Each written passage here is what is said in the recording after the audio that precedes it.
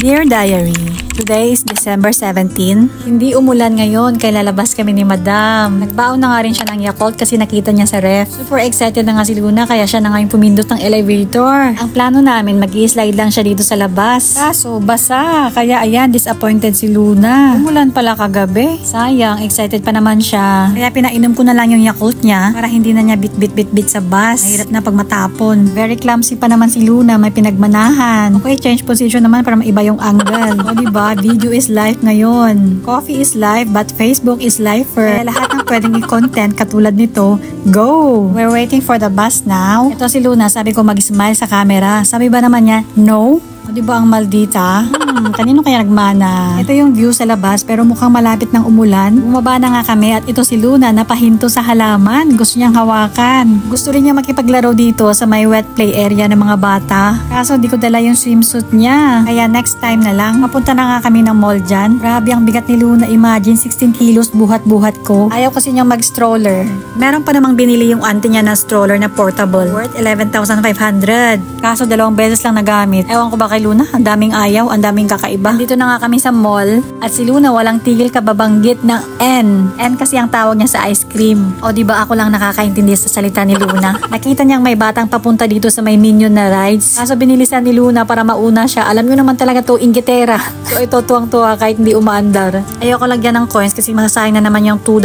Kasi hindi niya tinatapos eh. Tapos pumunta dito para lang manggulo. And ayan, may pasayaw-sayaw pa siya. Love na love talaga ni Luna yung mga music. Kasi tuwing may naririnig siyang music, sumasabay siya sa beat. Super haba yung sayaw ni Luna dyan, kaso kinat ko kasi masyadong mahaba na. Pumunta na nga kami dito sa taas at ayan si Luna, alam niya na kung saan na pupunta. Memorize na kasi niya kung saan yung ice cream at saka saan yung juice. Kaya ayan, di ba kanina pa siya nag-ice cream? Kaya pagbigyan na natin, minsan lang naman. Sinisilip na niya, akala niya siguro may ice cream na sa loob.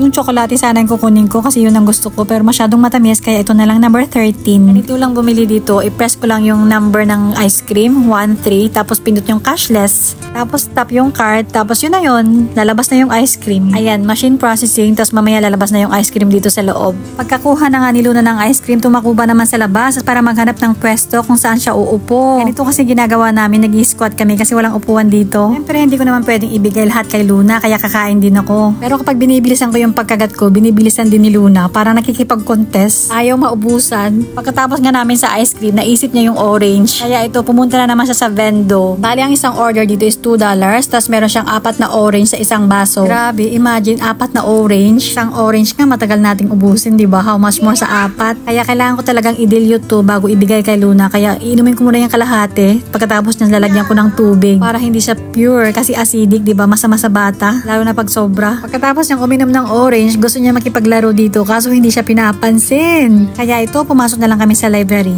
Kumuha siya ng libro, naghahanap siya ng dinosaur book.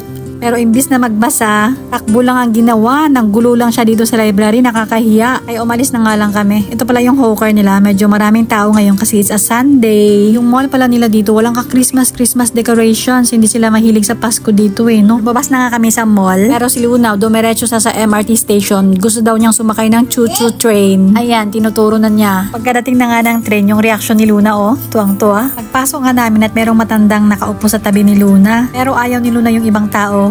Napansin siguro ni auntie kaya siya na lang ang umalis. Sabi ko it's okay. Pero umalis pa rin kaya thank you na lang. Mukha ni Luna super happy. Ang cute-cute ng smile. Sana lagi nakangiti. Bumaba na kami ng train at bili muna kami dito. Meron kasi ditong pasar malam.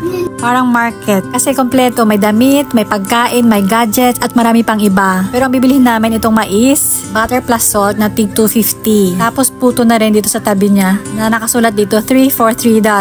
Niloko tayo ba't din nalang ginawang $1 each, diba? Ito, pauwi na kami. Ito si Luna, dumaan na naman siya dito sa daanan ng Bulag.